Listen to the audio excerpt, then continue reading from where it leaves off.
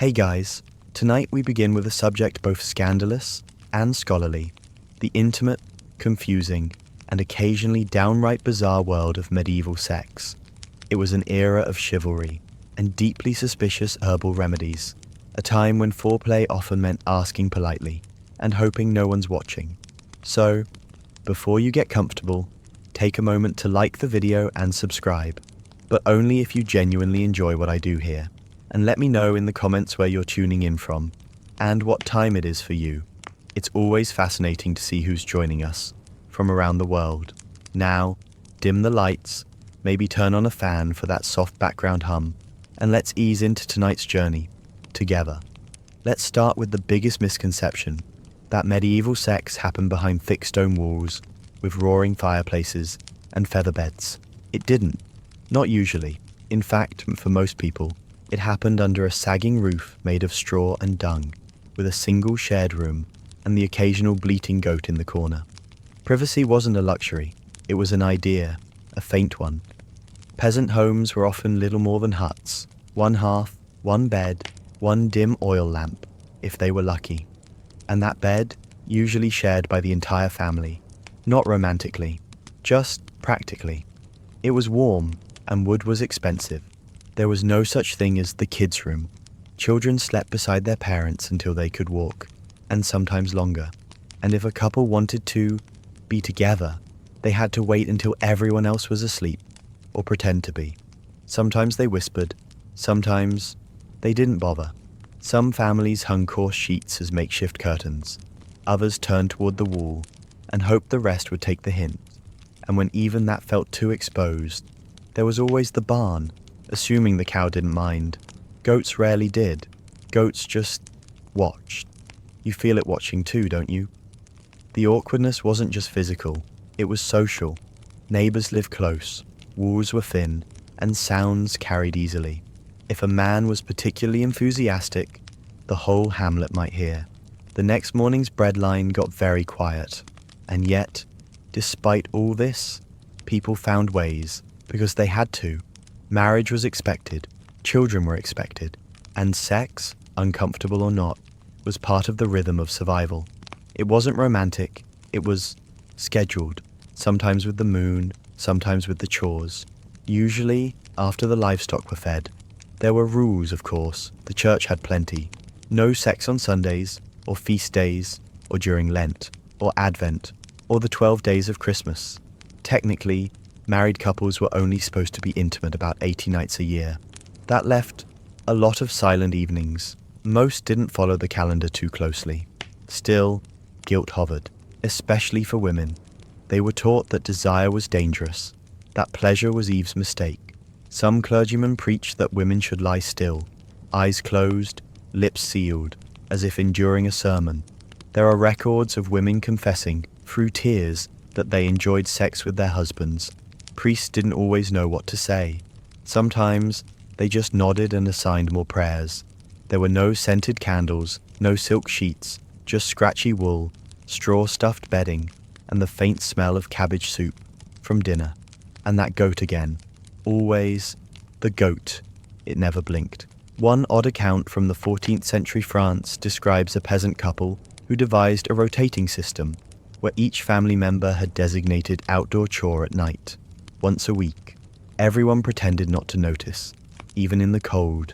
It worked, until someone caught frostbite while guarding turnips. Some say this system was copied in other villages. Some say the turnips were just a decoy. Beyond the hut, larger tensions shaped this silent dance. Sex wasn't just a private act, it was a public expectation. Landowners wanted heirs, peasants needed hands to help with the fields. Even monasteries encouraged marriage. For everyone else, of course, because more children meant more baptisms, and more baptisms meant more tithes, so pressure came from all sides, and still, they made do. In some areas, newlywed couples were expected to prove consummation immediately, sometimes in front of witnesses, or with evidence, like a blood-stained sheet hung out the next morning. It was called the bedding ceremony, and no, it wasn't optional. Some nobles paid for fake blood. Some peasants just used beet juice, and yet, despite all the awkwardness and logistics, tenderness found its way in. Couples who lived long enough often grew quietly fond of one another.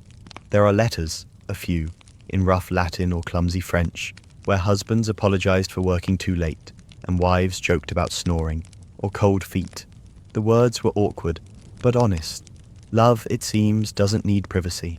Just persistence and maybe a heavy blanket. Eventually the children grew, the goat got old, and the cottage remained, slightly quieter, slightly warmer, slightly more theirs. Some evenings were still awkward, but at least they didn't have to share the bed, and that was something. They didn't call it privacy, but maybe they didn't need to. The goat still watched. Next, we slip into a cloistered life, where celibacy wasn't always what it claimed to be. In the chill dormitories of rural monastic Europe, where the wind creaked through ill-fitted shutters and the beds were little more than shared planks of wood, a peculiar question kept some monks up at night. Was it a sin to dream? Not dream in the poetic sense, but dream in the leaking while unconscious sense. Monasteries, particularly from the 10th to 13th century, were not just centers of prayer. They were testing grounds for extreme bodily discipline, and in the pursuit of absolute purity, the church eventually turned its attention to what happened after bedtime. The issue was nocturnal emissions, semen spilled without intent, or as one abbot wrote, unbidden flow. For a community that prized control, it was the ultimate betrayal, committed by the body against the soul, while the soul was asleep, and so began the quiet war between monks and their own flesh. Some tried sleeping upright, others reduced food intake to dry porridge and bitter greens. A few banned baths entirely. The warm water, they claimed, awoke the serpent. The serpent was never named, but everyone understood. Manuals for novice monks included entire chapters on nocturnal control. Close the mind before closing the eyes, one instructed. Recite psalms until drowsy, and think only of bones. It didn't specify whose bones. One monastery in Bavaria allegedly hung icicles above the beds, a technique meant to chill the urge.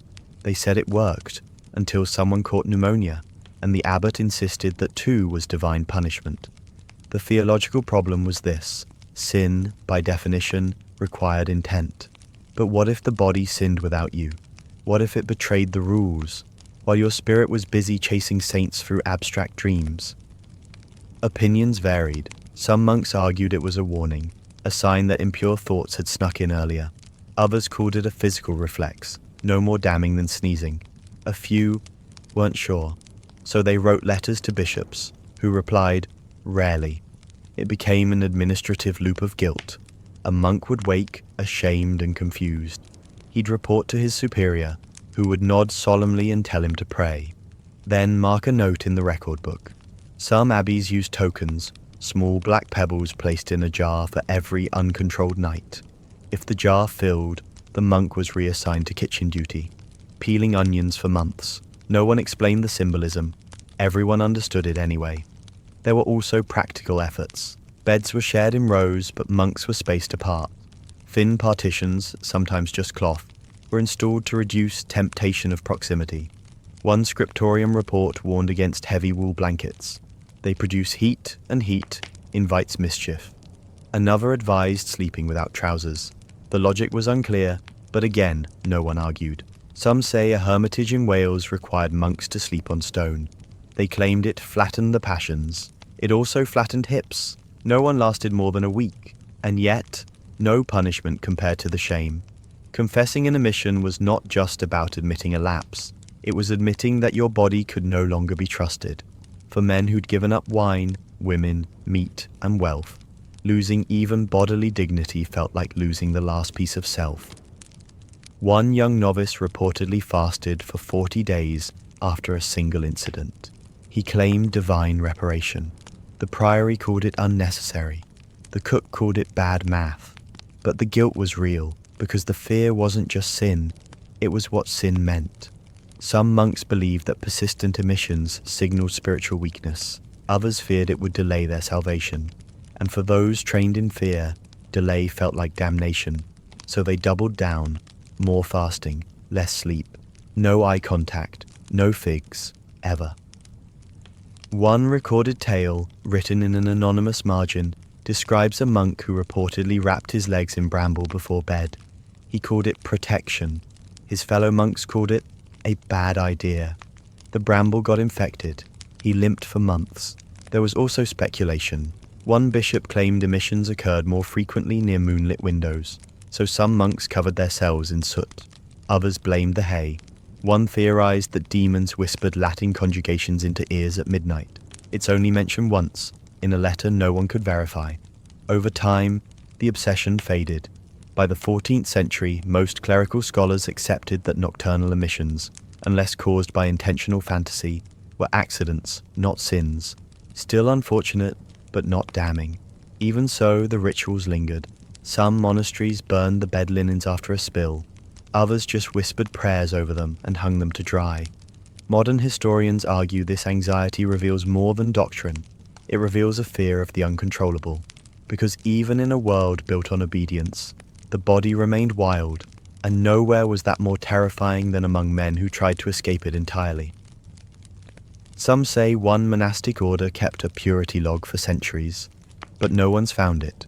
Just a set of faint symbols on a cracked stone wall, 8 pebbles carved in a line, and a space left blank beneath them.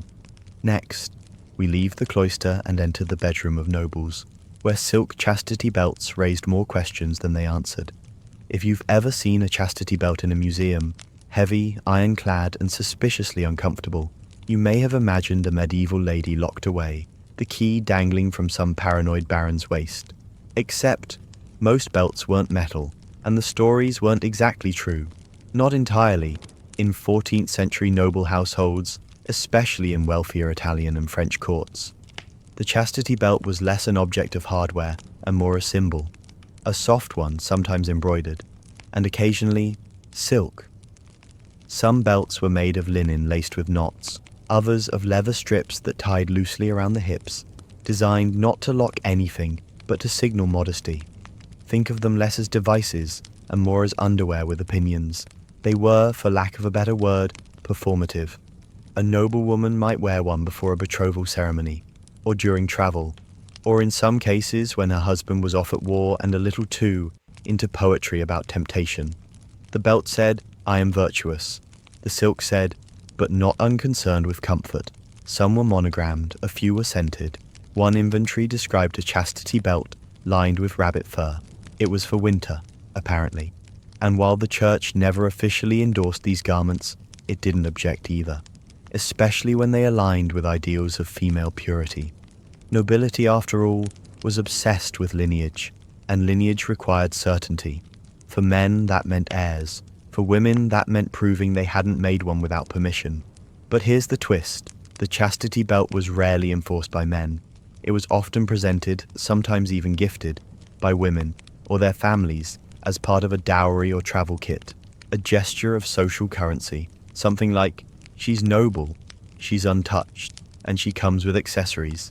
There were even tales, whispered at court, of young brides removing the belt before bed and putting it back on before dawn. Not because they were sneaking lovers, but because the buckle itched, and the buckle was fake anyway. Some say Queen Joanna of Naples received 6 belts in her wedding gifts, all embroidered, none locked. One had pearls. There were practical reasons too. With long dresses, tight bodices, and miles of corridor between one's chamber and the garderobe, a soft wrap belt provided insurance against missteps, or worse, gossip. Because in noble life, perception could outweigh reality. A rumor of indecency could derail an alliance. A servant's misinterpreted glance could spark a letter to Rome, and one slip, literal or social, might lead to annulment, or exile, or in one case, a long stay at a very cold convent near Dijon. So noble women learned early, signal your virtue whether or not anyone's checking. And sometimes that meant silk belts, sometimes it meant chapel visits, and sometimes both at once. Meanwhile, their male counterparts were facing a different pressure, the pressure to produce a legitimate heir, preferably soon, and preferably loud enough that the court chamberlain could hear from the hallway. Because succession wasn't just biology, it was theology, politics, and real estate, all rolled into one. No heir, no dynasty. No dynasty, no land. So while women were displaying restraint, men were performing virility, often under watchful eyes and candlelight. There are records of consummation ceremonies where witnesses stood just beyond the curtain. One bishop insisted on hearing a marriage confirmed. He later denied this, but only after retirement. In one court, a nobleman's mother gifted him dried herbs to awaken the lion. He misunderstood, brewed them into a soup, got hives. The contradiction was glaring. Women were praised for restraint, men for conquest. Both had to obey the church, and both feared scandal. But the rules bent depending on gender, wealth, and how closely Rome was watching that month. Some chastity belts over time became jokes. Court jesters wore mock versions, made of bread or twine. A few troubadours even sang songs about the key that fits all locks. They were fined, but sang again the next week. Yet underneath the humour lay real stakes. For noble women, purity determined their economic worth. For noblemen, performance affirmed their political future. Both had little room for failure or choice. Some modern historians argue the belts were symbolic theatre, props in the grand performance of medieval virtue. Others say a few were real, but rarely used. Either way, they left an imprint, not in bruises, but in ledgers, inventories, and whispered advice passed between chambermaids. Some belts survive in museums, most are reconstructions.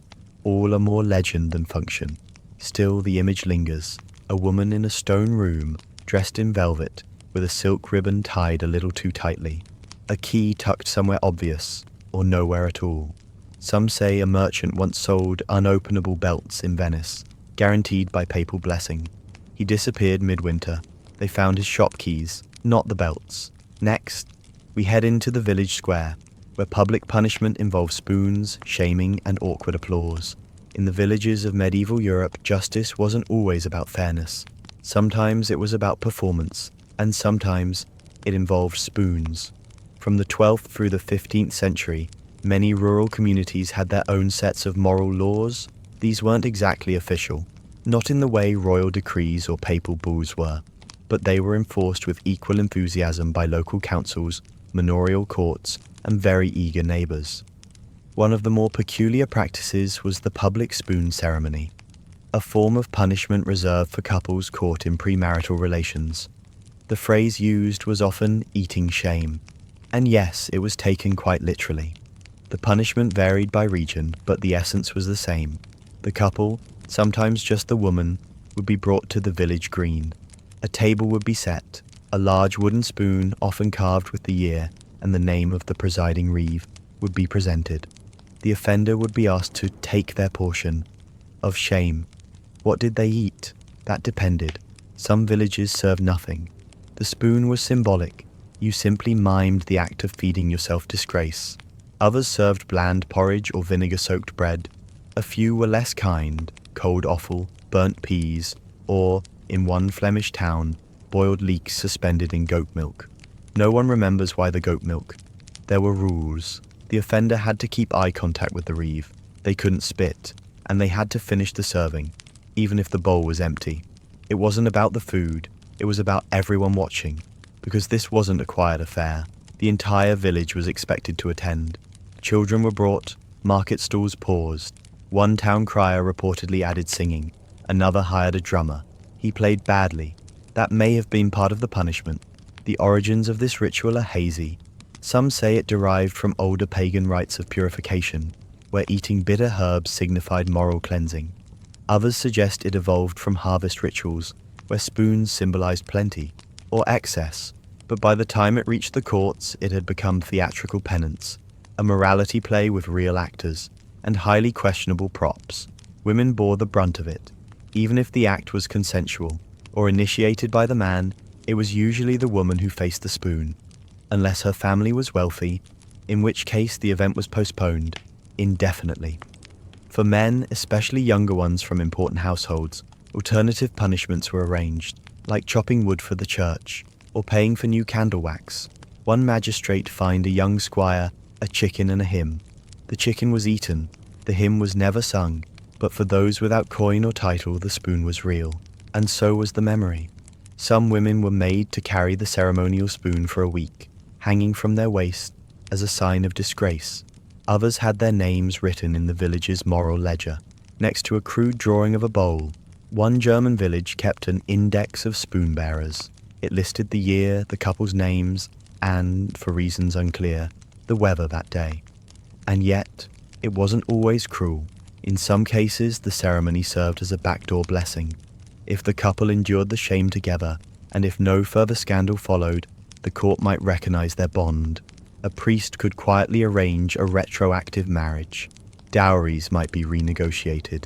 It was a kind of informal engagement, sealed by boiled turnips. Some say one couple, after being shamed with cabbage soup, became bakers. They offered spoons with every loaf. The villagers laughed, then kept buying bread. Still, the event left marks. For women especially, the label could linger. "She ate shame" was a phrase whispered for years, not because people remembered the act, but because they remembered the audience. That moment when everyone turned to look, and didn't look away. The church, for its part, looked elsewhere. These ceremonies weren't officially sanctioned, but they weren't condemned either. As long as they reinforced chastity, or the illusion of it, few bishops intervened. Only in the later Middle Ages did some clerics begin to frown on the practice. One friar called it culinary penance. Another objected to the waste of good porridge. Eventually, as moral discipline became more centralized and confession more private, the spoon ceremonies faded. Records taper off by the 16th century, but fragments remain. A carved spoon was found in a well in Sussex, dated 1432, with the initials E.G. In a Czech village archive, a faded sketch shows a long table and 3 bowls, all empty. And in one French town there's still a saying, "She stirs air, not soup." It means she has nothing to be ashamed of, or she's already served her time. Some speculate the tradition began as satire, a parody of excess punishment that slowly became real. Others think it started sincerely and was never meant to last this long. Either way, it reminds us how societies enforce virtue, not with laws alone, but with eyes, silence, and the occasional overcooked leek. Next, we sail to the coast, where sailors feared that sex before voyage would doom their winds, and brothels learned to pray for still weather. Sailors are famously superstitious, and medieval sailors even more so. In the bustling trading ports of northern Europe, Bruges, Hamburg, Bristol, Bergen, ships didn't just sail on tides and cargo, they sailed on ritual, and one of the most peculiar taboos was this: don't touch a woman before you touch the sea. The belief ran deep. If a sailor engaged in sex the night before departure, the wind would turn sour, or die altogether, or, in the worst tales, the ship would stall halfway out of harbour, listing gently, as if sulking. They called it wind guilt. No one defined it. Everyone feared it. This posed a particular problem, because those same harbours were full of brothels. By the 13th century, port cities had developed a strange relationship with sin. The church condemned fornication, but cities taxed it. So while bishops preached abstinence from raised pulpits, town councils quietly licensed brothels, especially near docks. They even zoned the neighbourhoods. In Bruges, it was called Het Vette Varken, the fat pig. No one knows why. Probably, don't ask. The contradiction was bizarre. Brothels were legal, taxable, and open, but if a sailor visited one the night before sailing, he might be blamed for spoiling the voyage. So some brothels closed on sailing eves. Others offered only food and company, no beds. One house in Lübeck advertised pure conversation and anchovy stew. Reviews were mixed. Still, temptation lingered. Young sailors, paid in coin and praise, often ignored the warning. If the wind held, no one cared. If the wind failed, everyone suddenly remembered. Some captains enforced abstinence strictly. Before launch, they'd ask the crew to swear on a fishbone, a strange ritual involving dried cod and awkward silence. Break the vow, you slept with the anchor chain. Literally. There's a record of one voyage from Bristol to Iceland delayed 3 days due to suspicion of intimacy. The ship's priest demanded each sailor confess. The culprit wasn't found. The winds returned on the 4th day. The priest took credit. The crew muttered about fish. But why the belief? Why equate sex with wind? The answer may lie in the medieval concept of purity. Wind was divine, a gift from God or the saints, pushing ships toward their purpose. Lust, by contrast, was carnal, base, earthly. To mix the two was profane. Some believed that women carried elemental power. Their bodies, it was said, could unbalance nature, especially during their moon times. One ship's log from Flanders forbade women even touching the mooring ropes. One exception was made. She was the harbourmaster's niece and wearing gloves. There were also deeper tensions. Sailors lived on uncertainty. Tides, storms, pirates, whales. Any excuse to add structure, even superstition, was welcome. A rule, even an absurd one, felt like control. Meanwhile, brothel keepers adjusted. Some aligned themselves with the church, offering partial tithes in exchange for leniency. Others leaned into their bad reputation. A few claimed they could bless the wind after, for a price. One madam in Gdansk kept a pet goose. She called it Saint Breezy. She said it honked when the wind was pure. It honked constantly. No one believed her, but the goose stayed. Some brothels even developed non-physical packages, time-limited companionship, music, storytelling. One offered candlelit chats with sailors' names carved into turnips. The church approved, sort of. Still, accidents happened, and when voyages went wrong, cargo lost, sails torn, men drowned, someone had to take the blame. Often it landed on the last warm bed visited. This pressure didn't just fall on sailors. Women too carried the weight of the wind. Some were accused of entangling breezes. A few were chased from harbours entirely. One was made to kiss the dock goodbye, literally, before being banned for life.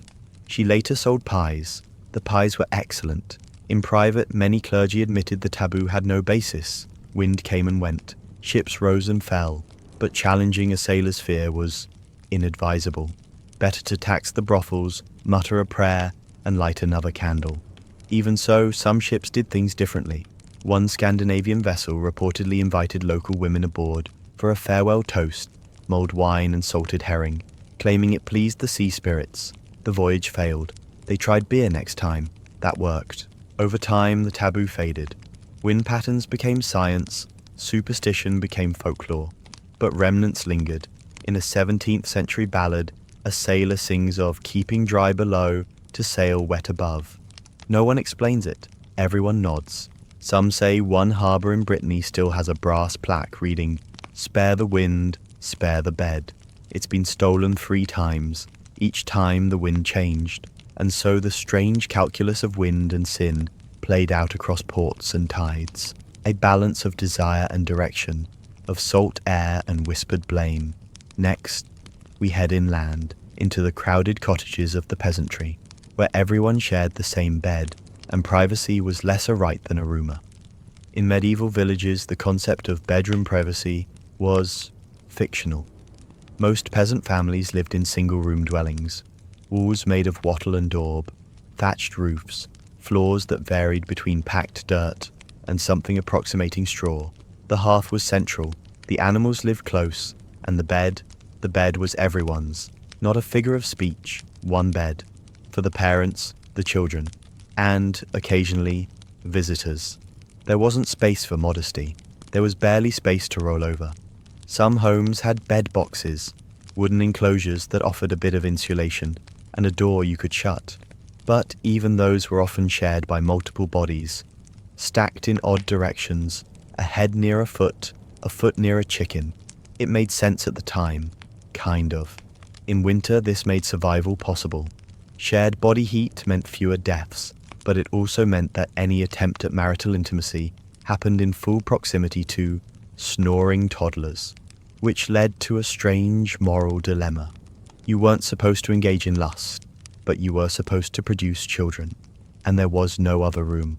So the act itself became a kind of quiet performance, short, strategic, and above all timed between interruptions. Some couples whispered prayers before, some afterwards. Some said nothing, and hoped the baby wasn't listening. Privacy in these households wasn't just rare, it was suspicious. If a couple regularly left the bed or tried to sleep elsewhere, rumors began. Was something wrong? Were they fighting? Or worse, trying something inappropriate? Because in a social system built on visibility, Too much discretion looked a lot like deviance. One local law in a Swiss canton reportedly fined couples who made habit of creeping. No one defined creeping. Everyone knew what it meant. Guests weren't exempt either. Travelers, especially relatives or neighbors, often slept in the same bed as the host family. Not because anyone wanted to, but because there was literally nowhere else. One 14th century inn inventory listed 4 beds and 42 blankets. The math wasn't mathing, but the logic was clear. Stack, layer, hope no one moves. Children grew up witnessing everything, not always understanding, but absorbing the rhythm. Some believed babies were sent by smoke from the hearth. Others asked why Mom always whispered on Thursdays. No one explained much. Eventually, everyone stopped asking. The church curiously said little. Priests preached abstinence, but they knew the realities of housing. Most village confessors ignored the setting and focused on intent. You must not lust, they'd say, even if the goat is watching. That wasn't a metaphor. Goats lived inside sometimes. For those slightly wealthier, there were options. A curtain, a loft, a second bed in the barn, but even those created more issues. If you spent the night outside the main space, people noticed. And if they noticed, they speculated. And if they speculated, well, nothing good came of that. Because reputation in a village was everything. You could survive bad harvests, but not bad whispers. Some families developed coded routines. A candle left burning meant not tonight. A sock on the ladder meant please knock. Yes, ladders. Staircases were rare. One chronicler described a home where the couple engaged in marital acts while facing opposite walls, out of modesty. Another claimed they trained the dog to bark when anyone approached. This may have been a joke, but the dog had a name, Saint Quiet. Of course, there were exceptions. Festivals, weddings, feast nights. All loosened the rules. With enough cider and roast onions, even the most devout forgot the goat was watching. At least for a little while. Some say certain villages had a silent bench outside the home, a place to sit until the sound stopped. Other villages just pretended. Denial was its own kind of morality. There were also practical tools. Some households used bells, tiny ones attached to doors or rafters, to give warning if someone approached. One farmer reportedly tied a bell to his son's wrist. The boy became a light sleeper and deeply suspicious of sheep. And yet, somehow, families thrived. Children were born, marriages held. Life continued under thatched roofs, beside the fire, beneath the rafters, not because it was comfortable, but because it had to. Modern sensibilities might cringe at the lack of space, the absence of privacy, the constant closeness. But for medieval peasants, survival outweighed shame, and shame was negotiable. Some households had rules, informal ones, about when not to interrupt. Others relied on instinct. One story tells of a child who crawled onto the bed, stared at his parents and said, "Is it Saint Night again?" No one responded. The child went back to sleep. He probably became a monk. There's a record of a couple in Yorkshire who built a thin wooden screen around their side of the bed.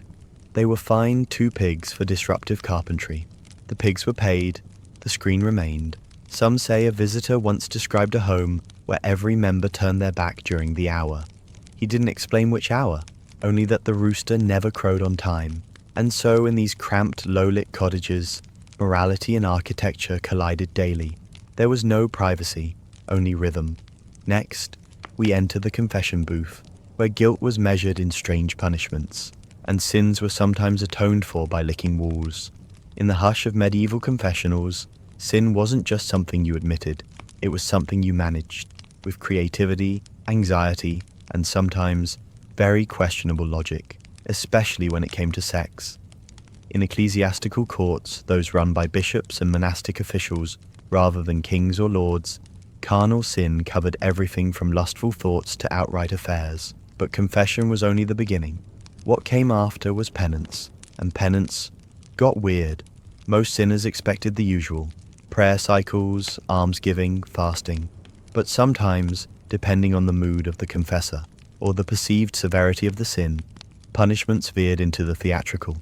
There are records of penitents instructed to lick the stone walls of the church while reciting psalms. One priest claimed it helped purge the mouth that whispered desire. Another said it was to taste humility. No one asked what the wall tasted like. One can guess: dust, moss, regret. In other cases, sinners were told to bury their shoes in churchyards, an act symbolizing the death of wandering lust. They weren't to retrieve them.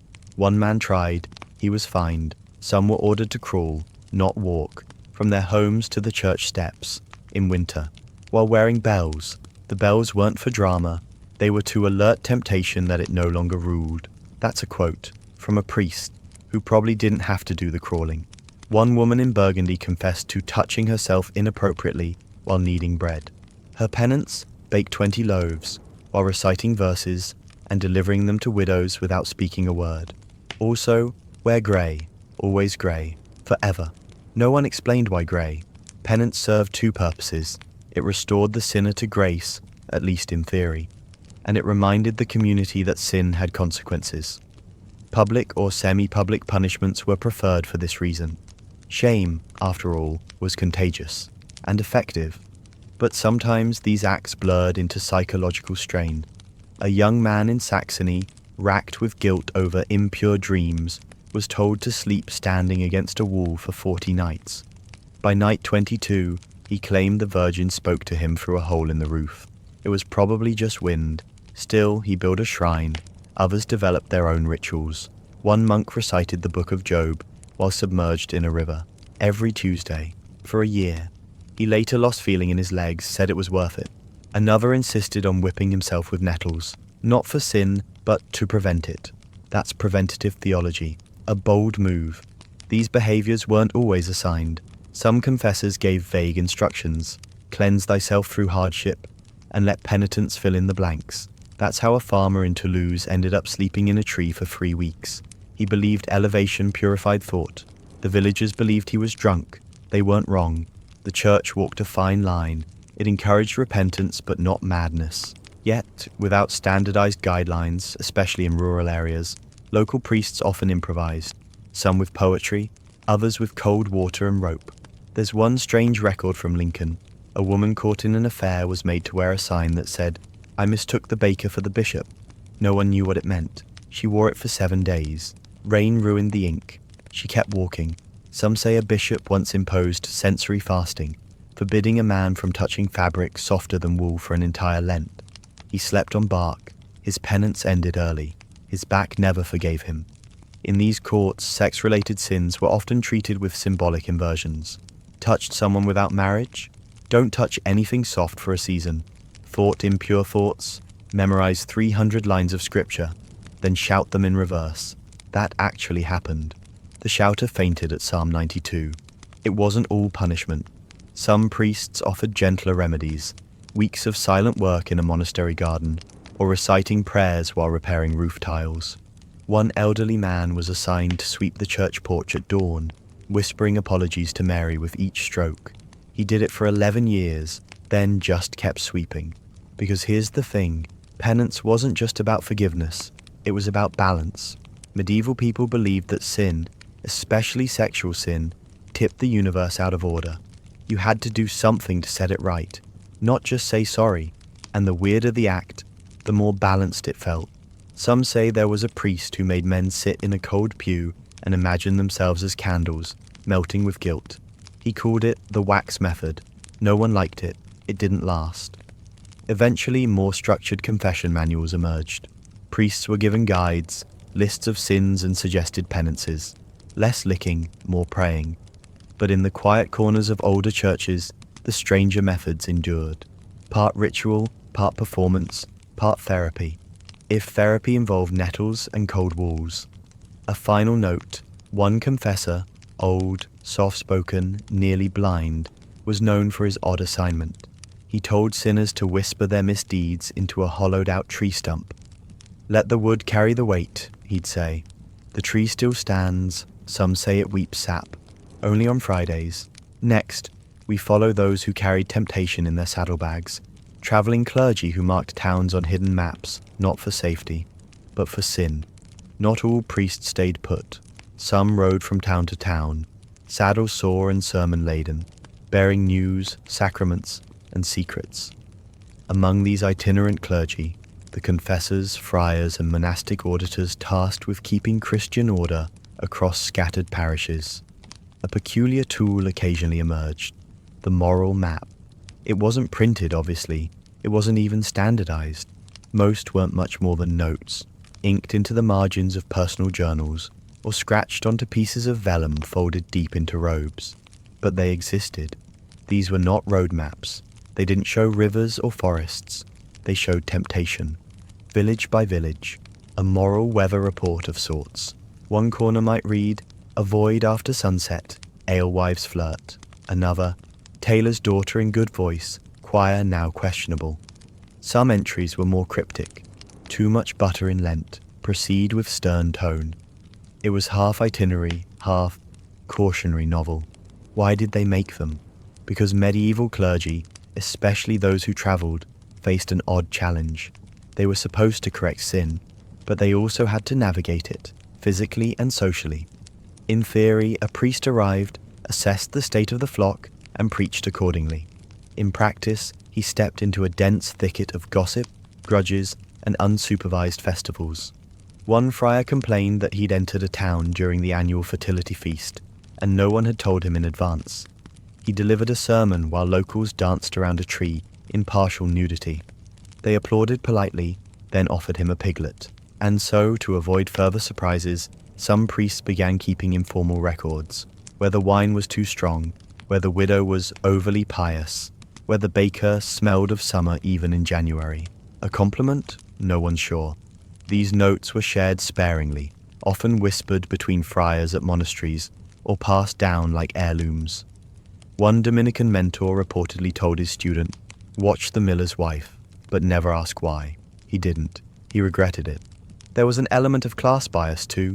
Villages with poorer housing, fewer relics, or less frequent church attendance were often marked unsteady. Meanwhile, richer towns with well-dressed parishioners were labelled complacent. There was no winning, only warnings. Some moral maps used symbols. -a fish meant excessive feasting. A crown indicated arrogance. A small, sad donkey. No one remembers. Possibly too loud during matins, or bad cheese. One priest in Bohemia reportedly used coloured threads stitched into his sleeve to denote risk levels. Red, avoid. Green, proceed with sternness. Blue, inquire about relic fraud. He was known as Father Sleeve, unironically. But not all maps were about caution. Some hinted at indulgence.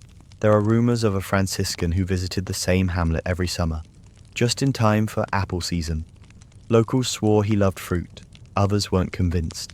The church officially never acknowledged these documents. They weren't doctrine, but they weren't forbidden either. Just discouraged. Still, stories spread. One abbot claimed to have burned a travelling friar's notes after finding an entry that read, "Too many daughters, not enough veils." Another confiscated a parchment labelled "Temptation East of Lion." It was blank. He took no chances. Some maps became elaborate. One uncovered in a ruined priory listed 9 villages, ranked by moral resilience. Top of the list, a mountaintop hamlet with 17 sheep and no ale.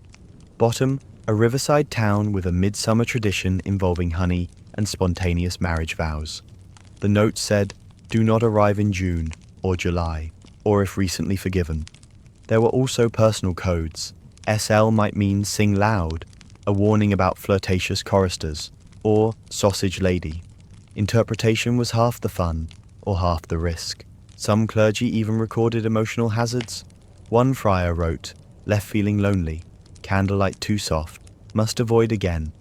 That village now sells scented wax. Coincidence probably. And yes, some maps were stolen.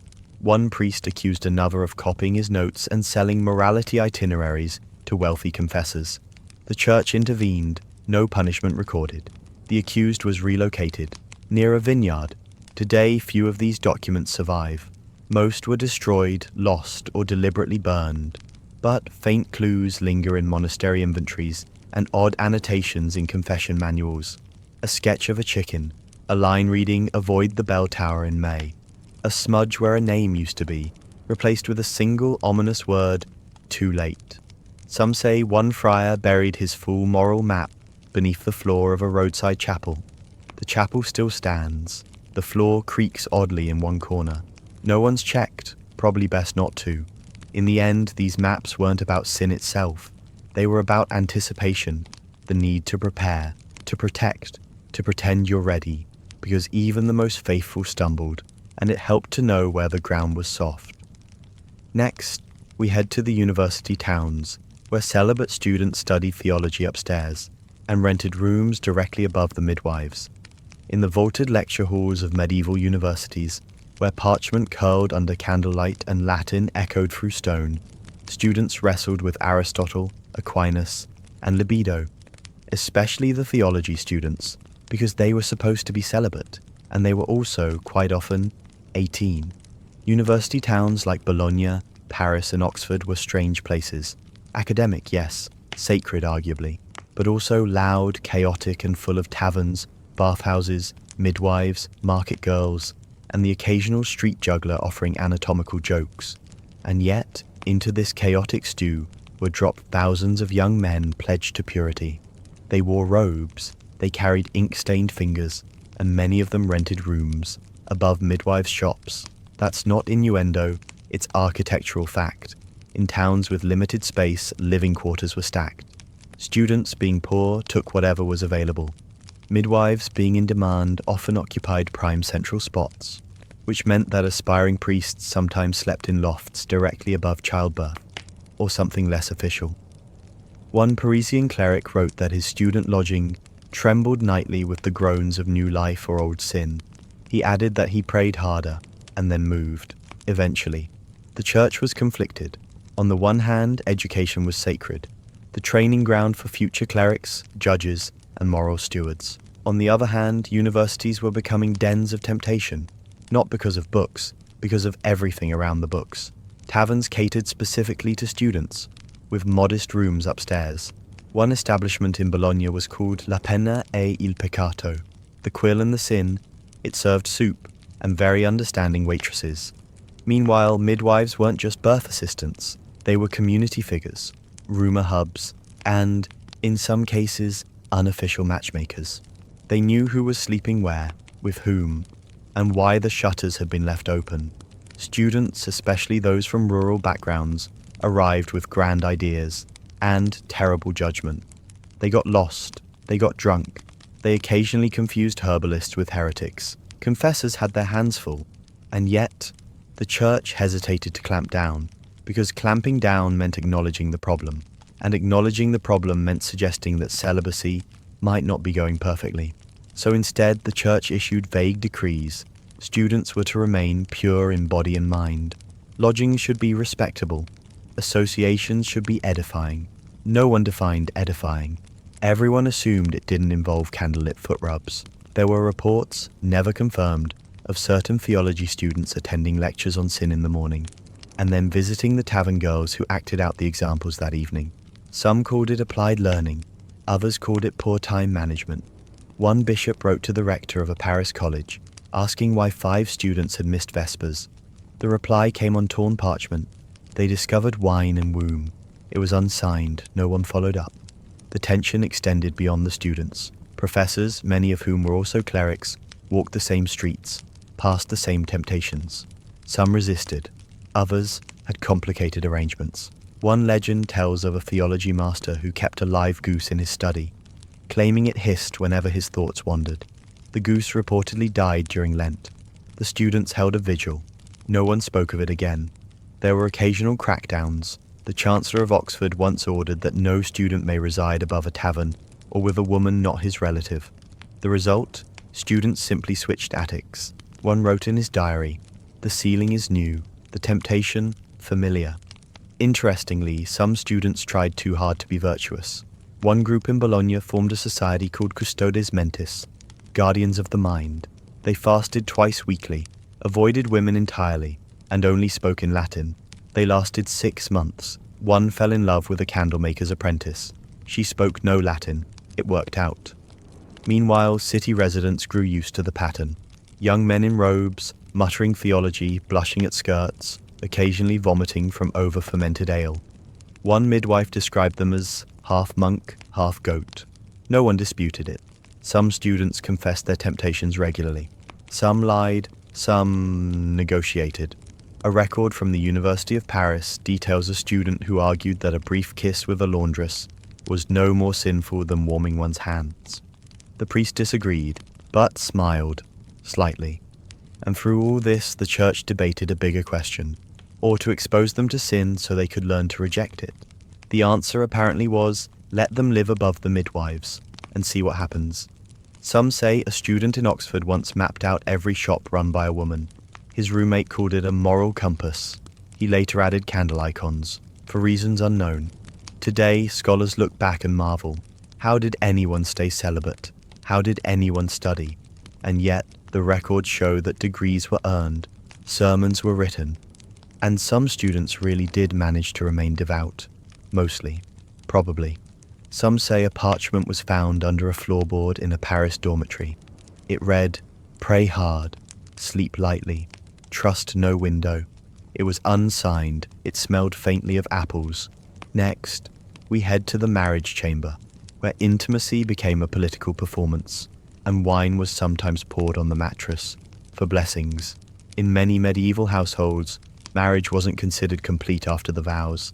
It became official only after the bedding. And by bedding, we don't mean candles, roses, and a quiet night. We mean an audience. Across much of Europe, particularly in noble and upper-class circles from the 12th to 15th century, a wedding wasn't just a private contract. It was a public, social, often political transaction, and everyone wanted proof the contract had been sealed. So, after the feasting, the music, and the slightly dangerous dancing, came the final act, the bedding ceremony, also known by some as the moment when privacy officially stopped existing. It began with the procession. The bride and groom, sometimes fully clothed, sometimes in nightclothes, sometimes somewhere in between, would be escorted to the marriage bed by relatives, by clergy, by very enthusiastic friends. One account from Burgundy describes a group of aunts who carried the bride's slippers on a pillow, whispering blessings and unsolicited advice the entire way. They did not leave when asked, they left only when bribed with almonds. Once inside the bedchamber, things became even more layered. Depending on region and status, various rituals took place. Wine poured on the mattress for fertility, breadcrumbs tossed beneath the sheets to feed the spirits, garlands tied to the bedposts, supposedly to bind hearts, and in some places, witnesses who stayed in the room, quietly or not. These weren't voyeurs, at least not officially. They were legal safeguards, because the consummation of marriage mattered, not just religiously, but legally. Without it, the union could be annulled. Lands, dowries, alliances, all could be revoked. So someone had to make sure that someone was often a cousin, or the priest, or the chamberlain with very poor boundaries. In some noble courts, it became pageantry. The couple would lie side by side in bed, fully dressed, while songs were sung and toasts offered. Then the curtains would be drawn, and people would wait, sometimes outside, sometimes not. One tale from England describes a bishop who insisted on sitting just inside the door to observe holiness. He brought a stool and a flask. It wasn't mentioned again. In royal marriages, the pressure was even greater. Heirs had to be proven. Legitimacy had to be visible. So the bedding became a public promise, often accompanied by recorded observation. There's an official document from a 14th century French wedding that reads, "Upon this night, the lord and lady were laid and witnessed, and warmth was confirmed." No further detail was offered, which was merciful. Of course, not all couples complied. Some refused the witnesses, some delayed the act, some faked it. One clever bride in the Rhineland reportedly pinched her own leg until it bruised, then displayed the mark to suggest consummation had occurred. It worked, until her husband confessed 3 weeks later. They were fined, separately. The church, for its part, walked a tightrope. It promoted marital sex within boundaries, but also emphasized modesty and purity. So it tolerated the bedding ceremony, with mild discomfort. Some clergy blessed the bed beforehand. Others simply mumbled prayers and left quickly. One abbey sent a monk to sprinkle holy water while humming. He wasn't invited again, but the couple stayed married. Not all beds were blessed equally. In rural regions, the ceremony was simpler. The couple might be escorted to their home by candlelight, the neighbors singing bawdy songs. One Danish tradition involved tying the couple's legs together with ribbon. Symbolic, yes. Safe, no. In parts of Wales, the bride's shoes were hidden. She had to find them before joining the groom. No shoes, no bedding. Some grooms delayed the search, accidentally, they said. Urban households often made do with what space they had. In Paris, records mention borrowed beds, friends or relatives offering up their own chambers for the ritual, in exchange for future favors, or goats. One such chamber had a leaky ceiling. The couple waited until the rain stopped. Their witnesses did not. Eventually, the bedding custom faded, deemed too invasive, too theatrical, too unpredictable. By the 16th century, many regions abandoned the ritual in favor of signed affidavits, but traces remained. One preserved bed in a Scottish castle bears the inscription, "Let this linen know what the Lord cannot see." No explanation, very little linen left, and in some alpine towns there's still a saying, "To bless the bed is to wake the walls." What it means is unclear, but it sounds important. Some say a noble woman once refused the entire ritual. She locked her door, slept soundly, produced 3 children within 5 years. She became a legend.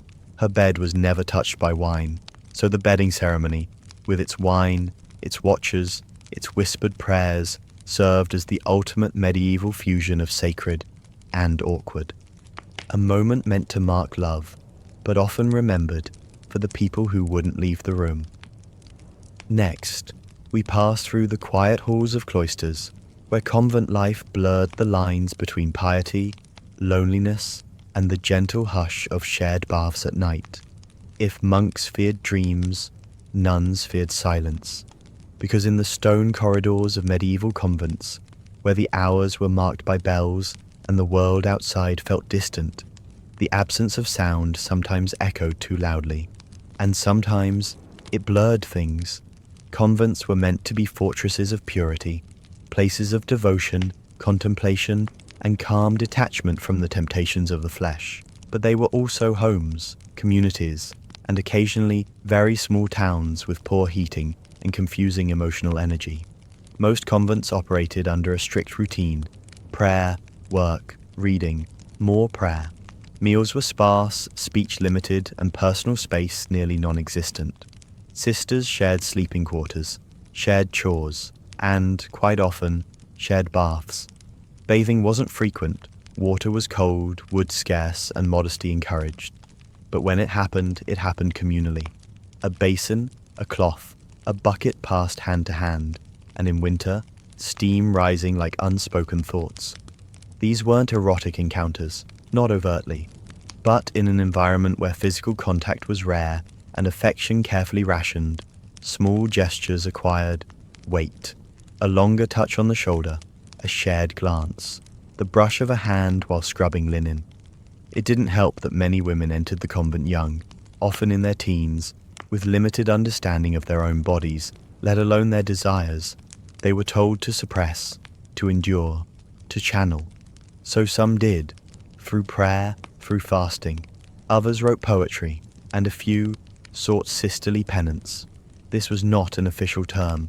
It appears in scattered records, usually in marginal notes or unexplained entries, but it referred loosely to voluntary acts of physical or emotional closeness meant to burn out impure thoughts. Night vigils, long whispered prayers, occasional kneeling sessions where one nun confessed intrusive thoughts to another, and then they both promised to stay awake until dawn. One abbess called it chastity through companionship. Another called it slippery doctrine. The records are vague. There's mention of shared beds during stormy nights, justified as comfort against thunder. Some beds were narrow, some weren't. Not all convents allowed this. Some enforced separation with physical partitions, even punishing nuns for prolonged eye contact. But others turned a blind eye, or simply misunderstood. In one 14th century convent, a nun named Lucia was reportedly assigned daily penance after speaking too sweetly to Sister Agnes. The nature of the sweetness was never recorded. Lucia's punishment involved cleaning candles for 6 months.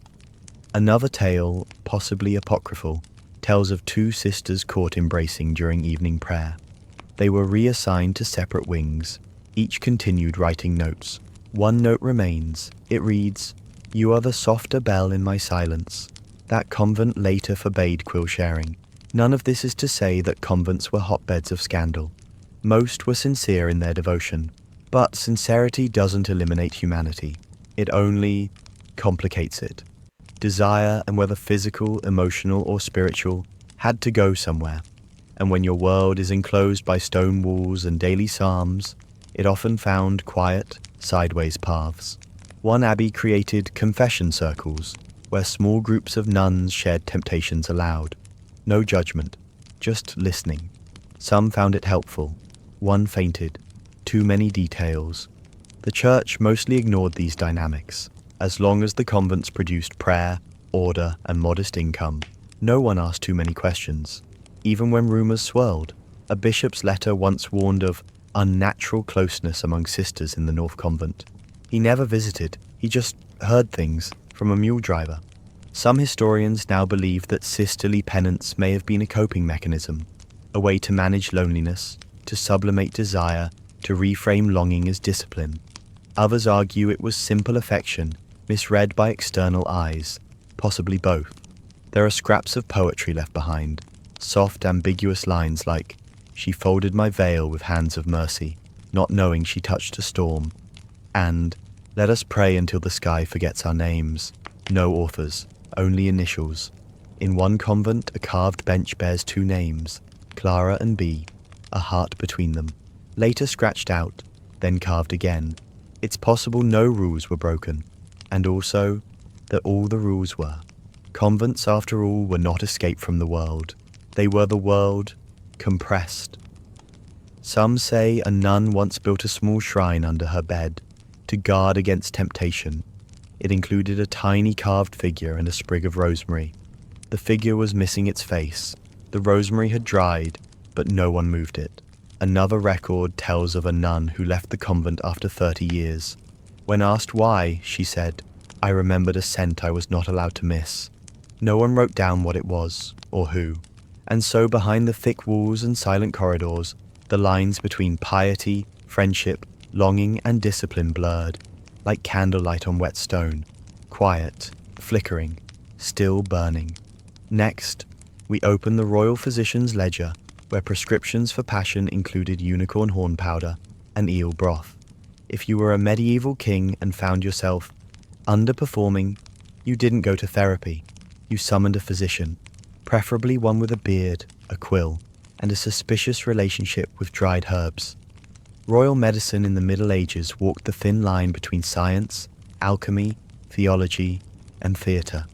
And nowhere was this more obvious than in the treatment of libido, especially royal libido, which was, apparently, everyone's business. In palaces from Castile to Crackle, kings and queens discreetly, or not so discreetly, requested tonics for vigor, restoratives of virility, or, in less polite terms, something that worked better than prayer. What they received was often eel broth. Yes, eel. Boiled slowly with leeks, cloves, and sometimes honey. Served lukewarm, ideally before sunset. One royal cook referred to it as slippery confidence. There were other recipes, infusions of nettle, wine steeped with crushed ants, spiced fig paste shaped into discreet lozenges. One physician even recommended badger marrow, but only on Thursdays. No one explained why. The badgers declined comment, but the true luxury item, the peak of medieval aphrodisiac nonsense, was unicorn horn powder. It wasn't cheap, it wasn't real, and it wasn't questioned. What passed for unicorn horn was usually narwhal tusk, imported at ruinous prices from Scandinavian traders who didn't correct anyone's assumptions. It was ground into fine dust and stirred into wine, broth, or, in one extravagant case, layered into a honey cake. The results were mixed. One court physician described it as stirring to the blood and clarifying to the intent. The king he treated was asleep within an hour. The cake was later banned. These prescriptions weren't frivolous. They were desperately sincere. A monarch's virility wasn't just personal, it was political. Producing heirs meant securing dynasties, alliances, and peace. Failure in the bedroom could spark war, annulment, or whispers of divine disfavor. So when things faltered, the entire palace mobilized. Astrologers consulted the stars, midwives checked the moon, apothecaries boiled suspicious roots. At midnight, one Hungarian queen reportedly insisted her husband sleep only on sheets dyed with crushed pomegranate. It helped until it stained the curtains. Then she blamed the curtains, and if all else failed, they turned to relics. Some royalty were advised to sleep beside bones of saints, preferably virgins. Others wore medallions blessed by abbots known for fruitful congregations. One duke commissioned a tunic sewn with 12 small pockets, each filled with holy dust. He called it the Cloak of Confidence. His horse chewed 3 pockets off. The duke wept, quietly. Sometimes the pressure landed on the queen. If heirs weren't appearing, she might be fed a diet of cinnamon milk, saffron wine, and gentle lectures, or she'd be asked to bathe in herbal stews, or to pray before a reliquary shaped like a chalice, or, in one recorded case, to sleep in absolute silence for 40 nights. She lasted 6. The servants staged a whispering revolt. Physicians rarely guaranteed success. They couched every recommendation in layers of plausibility. May stir the blood, known to rouse certain humors, favored by the caliph of somewhere no one could verify. Some remedies were imported, from Moorish Spain, Byzantine court records, even old Roman texts. One featured roasted dove hearts, served with pine sap. Another suggested heated silver cups pressed upon the thighs. No follow-up data. Of course, not all royal patients complied. One Bavarian prince refused all tonics, stating, "I need no help, only softer mattresses." He died airless, but, reportedly, very relaxed. Occasionally the results were dramatic. A French king, long considered impotent, returned from pilgrimage claiming miraculous renewal. His mistress later revealed it was due to spiced snail broth, recommended by a quiet friar with terrible handwriting. The friar was never seen again. The snails, however, were celebrated annually. Some say one monarch commissioned an entire garden of aphrodisiac herbs, demiana, ginseng, wild carrot, and something labeled simply moonroot. The garden thrived. The monarch did not. He tripped over a goose while inspecting it. The goose survived. And then there were the rumors that one queen used enchanted mirrors, that a scribe hid recipes in hymnals, that an earl's virility depended on a specific type of candle, goat tallow, trimmed only at dusk. Some medical tracts survive, written in Latin, smudged with wine, and full of cautious hope. One reads, "For nights when the flame flickers low, take eel and honey, warm together, and think no shame." Another simply says, "Rub with salt, pray, try again." There's something touching in it all. These kings and queens, robed in gold, surrounded by power, still fumbling for connection, still trusting in soup.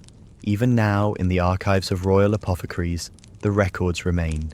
Lists of ingredients, notes on temperature, marginalia shaped like hearts, or something like hearts. It's hard to tell. The ink ran. Some say a recipe book from a Polish duchess includes one final entry. Hold hands. Sleep. Tomorrow will rise again. When the Black Death arrived in the mid-14th century, it brought more than death carts and empty streets. It brought a wave of desperate theories on how to survive. And one of the strangest was this: sex might save you. In towns ravaged by plague, Florence, London, Tournai, and countless hamlets beyond, people clung to any hope. Disease was invisible, cure was unknown, and death often came before prayer ended. So when a traveling doctor whispered that the heat of flesh drives out the cold breath of pestilence, it spread fast. Suddenly, amid the tolling bells and fumigation fires, there were whispered invitations. Come away with me, if not for love, then for life. Some interpreted it as a divine command, others as a fleeting excuse. In some villages, makeshift plague beds appeared in yard corners, straw mattresses laid on tilting carts, no linens, no privacy, just bodies seeking warmth and, perhaps, immunity. Local magistrates were horrified. They'd already banned gatherings, they'd outlawed dancing in the streets, they'd watched graveyards swell until cartwheels clogged the gates. And now this? One ordinance from Avignon declared, "Any coupling in public view shall incur a fine of 2 shillings and a night in stocks." It didn't stop people. The stocks were cold, and the disease colder. Brothels, where they still existed, sold plague passes, tokens promising a single night free from accusation. Most were forged, few were checked. Gravediggers, already exhausted by unmarked mass graves, found themselves witnessing new spectacles. Couples rushing beneath church arches, strangers embracing in alleyways. Even clergy, some confessed later, joined in secret, believing that touch would turn aside death.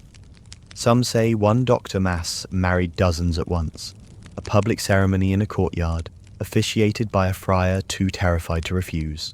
No banns, no dowries, just a desperate communal rite. Word spread that certain saints' days were safer, particularly St. John's Eve, so midnight couplings near church walls became common. Candles flickered, feverish laughter echoed, and then the bells tolled, again. In Norwich, parish records note that strange unions by the river were blamed for the sudden cold snap that followed. Frost killed the river lilies, some blamed sin, others blamed spring.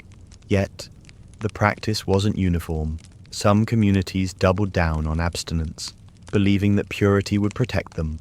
Sibling pairs slept in separate corners. Friends took turns guarding each other's chambers. They fasted, they prayed, and they watched the plague carts roll by. In towns where the rumor of sex as cure took hold, mortality rates didn't budge. If anything, they rose. But by then, grief had starved logic. One anecdote from Luca describes a young woman who offered herself to any man in exchange for healing. She collapsed the next day. She was buried the day after. Her grave bore no inscription, only a single silk ribbon. Local authorities tried public messaging. Town criers announced bans. No coupling on the quay. Church sermons thundered, "Your soul, not your loins, will save you." It rarely helped. Still, human nature persisted. Freed from social bonds by the common threat, people acted on impulse. Some out of solidarity. If we die together. Others out of fear. If it fails, at least I'll be loved before I go. Broader society responded in kind. Guilds passed resolutions forbidding members from spreading both plague and lust. Monasteries closed their gates, only to find novices slipping out at night. Burghers hurried their family members away, sometimes forcing them into convents or monasteries for safety. There were also profiteers. Herbalists sold afro-fumigators, pots of burning incense said to arouse passion and purge miasma simultaneously. One recipe called for juniper berries, goat hair, and rose petals, too combustible for closed rooms. It burned quickly and smelled worse than disease. Despite all warnings, some rituals became legend. A group of youths in Rouen reportedly formed a plague-proof circle, 10 couples linking hands, dancing and coupling in rotation until dawn. They called it the last dance. 4 survived, 6 did not. Yet, in the wreckage of epidemic, there were unexpected bonds. Communities that embraced mutual touch, caregiving, comforting, and sometimes more, found a twisted solace. Whether it delayed death or not, it delayed isolation. And in the dark days of plague, fear of loneliness matched fear of infection. By the late 14th century, as some towns recovered, the rumor faded. Abandoning the plague beds, communities returned to old taboos. Public couplings were recriminalized. Stocks rose again, and the memory of those desperate nights slipped into anecdote. But the records remain, edicts in faded ink, burial registers noting "found in embrace," stones marking pits where bodies lay too close. Even in death, some say the plague sparked a twisted celebration of flesh, one last assertion of life against the void. Others call it madness, probably both, and yet, when the bells finally stopped tolling, some survivors whispered that, for a few hours they felt alive, and strangely warm. Long before charts, before medicine, before confessionals and chastity belts, people had goats and moons and dreams they couldn't explain. In the countryside of medieval Europe, far from bishops and parchment, fertility was measured not by doctrine, but by rhythm. The rhythm of tides, of bleeding, of animals that seemed to understand things no one said out loud. It was whispered, never written, that if a woman dreamt of a goat licking her hand under a full moon, she would conceive within a month. This wasn't advised, it wasn't condemned, it just was. Old women kept calendars carved into wood, tracking cycles of the moon with small notches. Some carried polished stones tied with red thread to balance the womb. Others kept small goat horns by the hearth, not as charms but as conversation pieces. No one dared ask directly, but they were dusted regularly. The church officially said nothing about goat dreams. It preferred to focus on Eve, on penance, on miraculous conceptions involving saints and silence. But in practice, it knew better than to chase down every whisper, especially in regions where folklore ran deeper than Latin. In the Alps, women bathed in mountain streams during the waxing moon. In Ireland, they left honey by the windowsill to attract the gentle night ones.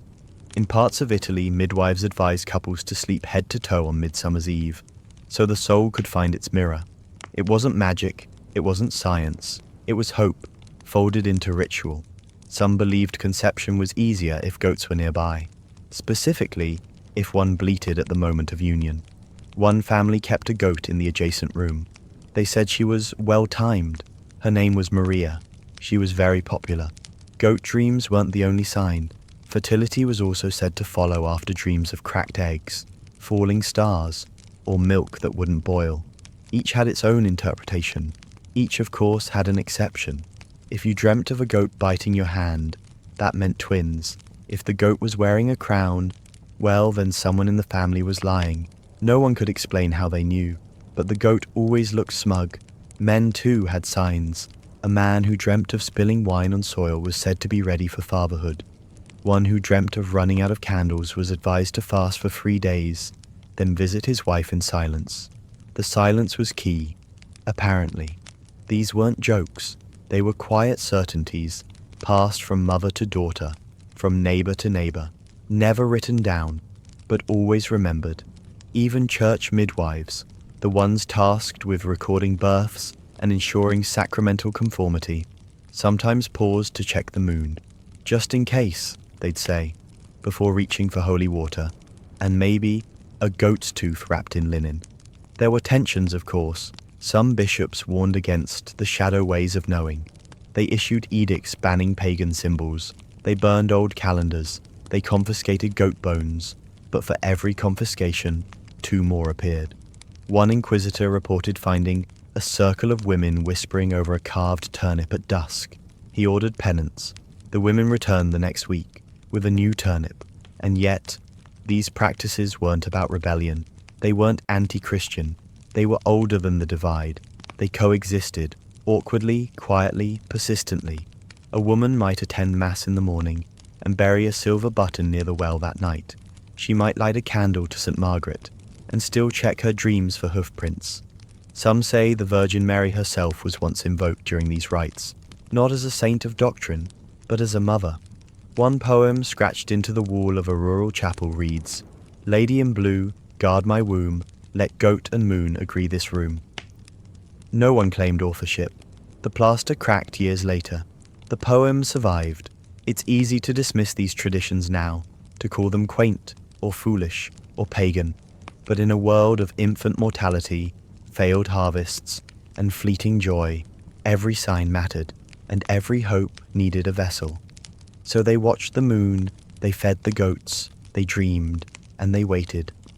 Sometimes the baby came, sometimes it didn't, but the dream was always told, again and again, until someone else remembered it.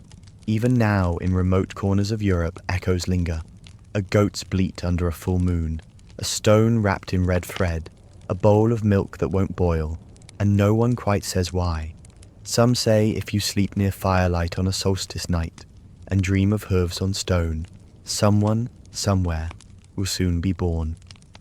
Next, we open the margins of illuminated manuscripts where celibate monks doodled naked jousters and snails, and no one ever asked why. Deep in the libraries of medieval monasteries, among the gold-leafed saints, delicate vines, and reverent Latin, there are snails, so many snails, and often they're fighting naked men. This wasn't a metaphor, this was marginalia. The margins of illuminated manuscripts were supposed to be decorative, subtle floral patterns, modest angels, maybe a rabbit holding a scroll. But somewhere along the way, things got strange, really strange. In dozens of manuscripts from the 13th and 14th centuries, we find illustrations of naked humans jousting with snails, monks mooning dragons, nuns chasing birds with spoons, and creatures that can only be described as confused cats wearing crowns. Why? No one knows exactly, and that somehow makes it better. Most of these books were copied by hand in scriptoriums, silent rooms where scribes spent hours, sometimes decades, carefully reproducing sacred texts. Mistakes were discouraged. Margins, however, were opportunity, and in those blank spaces, repression leaked. Some scholars argue the snail was symbolic, representing sin, cowardice, or even the Lombards. Long story. Others believe the snail was just funny, slow, slimy, constantly armed with a mysterious spear. The naked jousters, maybe a parody of chivalry, maybe a depiction of moral struggle, maybe just a very long day with bad posture and too much ink. We'll never know. In one book of hours, a knight chases a snail up a vine. On the next page, the snail appears to be waiting, holding a lance. It's unclear who wins, but the knight is still undressed, entirely. Some monks drew monkeys mimicking priests. Others drew bishops with donkey ears. One scribe, presumably very tired, doodled a man eating his own foot while smiling. He labeled it silence. No one commented.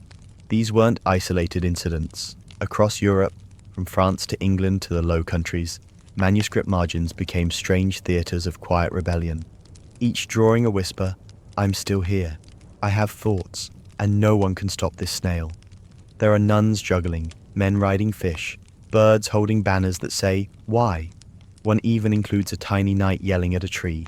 The tree looks unimpressed. To modern eyes it seems absurd, and it is, but it's also deeply human, because these scribes lived within walls, of stone, of silence, of obedience. They copied sermons on chastity, while struggling with their own boredom, urges, and memories. So when they reached the margin, they let go, sometimes literally. In one psalter, a unicorn reclines seductively beside a chalice. In another, a man lifts his tunic to reveal a chicken. No explanation. Probably none needed. There were rules, but margins, by definition, live outside rules. That's why they're margins. One theory suggests that these drawings served as private jokes, visual footnotes between scribes, unnoticed by the priests who commissioned the books. Another says they were expressions of temptation, scribes externalizing their forbidden thoughts in the safest possible way, as monsters, snails, and absurd knights. Some may have been warnings, or mockery, or just doodles, tiny sighs in ink. Even the church seemed unsure how to respond. Occasionally, bishops ordered such margins scraped off, but more often they were ignored, dismissed as harmless decoration, until they weren't. One abbey reportedly burned 3 prayer books after discovering a rabbit kissing a monk in the corner. The replacement books were blank. No one volunteered to decorate them. The survival of these illustrations today is accidental. Many were lost to time, fire, or overzealous editors, but a surprising number endure, tucked into libraries waiting to be noticed. Scholars now catalogue them with solemn terms: grotesque figural marginalia, monastic satire, vegetal-human hybrid elements. But even they admit it's often just weird and strangely moving. Because in a world ruled by law, sin, and constant supervision, the margin offered a whisper of agency, a place to be flawed, silly, honest. And when honesty wasn't possible, absurdity would do. One manuscript ends with a snail sitting beside a man, both staring at a flower. Nothing happens, but the moment feels true. Some say a monk once carved a snail onto the bottom of his writing stool. It wasn't discovered until the 19th century. No one knew what it meant, but they left it there. And maybe that's the best summary of all. In the cold stone rooms of scriptoria, between lines of psalms and sermons, men who swore to silence told jokes in pictures. Not loudly, not clearly, but in ink that never faded. And somewhere, in a monastery no one remembers, A scribe once paused mid-sentence, dipped his quill, and drew a naked man chasing a snail. Because he could, and because no one had told him not to. Now, all the candles are low, all the pages have turned, and soon we sleep. But first, let's take a final breath, a soft return to stillness in the company of distant centuries. And now, the candles have guttered low, ink has dried, the bells have tolled their final hour, and the strange, flickering world of medieval intimacy fades, not with a clang, but a whisper. We've wandered long tonight, through cloisters and cottages, feast halls and famine beds, between mattress blessings and snail duels, past saints and side-eyes, past goat dreams and eel broths, through everything the history books left out, or wrote too carefully.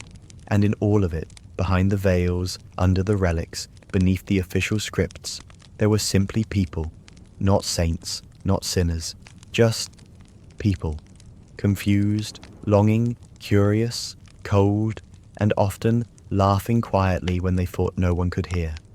History often hides behind grandeur, kings and battles, dates and doctrines, but here, in the soft corners, in the half-remembered customs and the faded margins, we find something more familiar.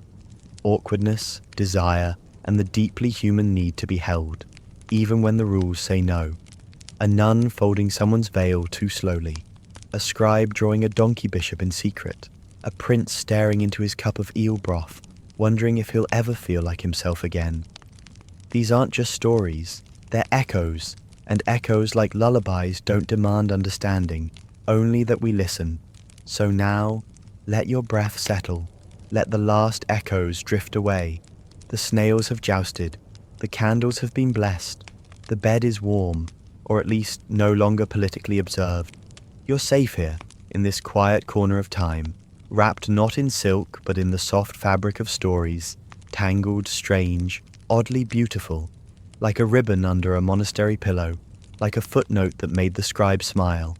Whatever followed, plagues or prayers, weddings or walls, these moments floated between them, like motes in candlelight, unseen, but real.